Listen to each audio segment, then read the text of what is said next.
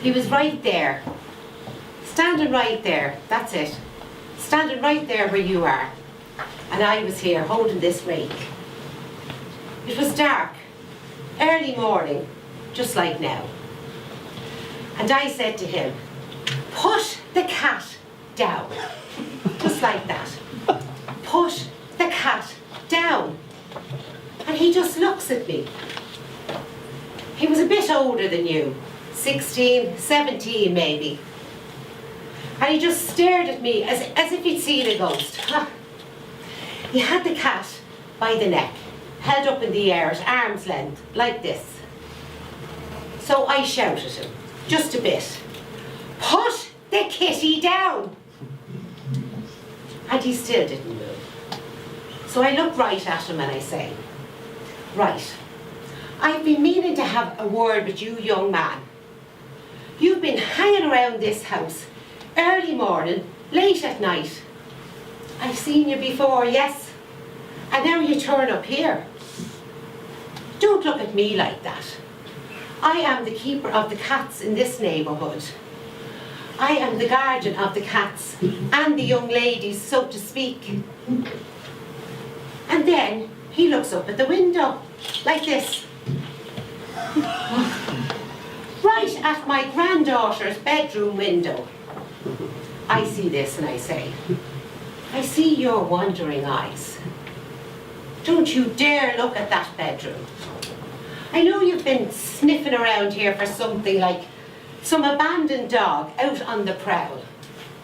Put the cat down and don't come back near this house ever again. Or look at my granddaughter, frontways or sideways, or whichever way you normally leer at young ladies. You leave this house and this garden and that kitty alone, sir. And then I take the rake and I jab it in his face like this. And I said, put the feline down and leave this garden once and for all. I'm an old lady who's lost her husband and doesn't have much reason to live anymore. I'm not afraid of you. My own daughter doesn't care what happens to me, so I'm ready to go toe to toe with you over this garden. I'm not afraid of you or of dying. This land is sacred and it's not yours. So put the kitty down. And he does. And he doesn't drop it or throw it, which is what he was going to do when I came into the garden. Caught him in the act, like. No, after my show of force, he put the cat down gently and gave it a little pat on the head. And he backed slowly out the garden gate. And you know what he did as he left? He looked at me with respect. He gave me a little bow, a little nod of the head, as if to say, good for you, good show. I don't know what I would have done if you weren't here. I'm ashamed of myself. I would have thrown that cat up against the wall, just for fun. I would have climbed up to your granddaughter's bedroom window like some ill-fated Romeo if you weren't here, grandmother.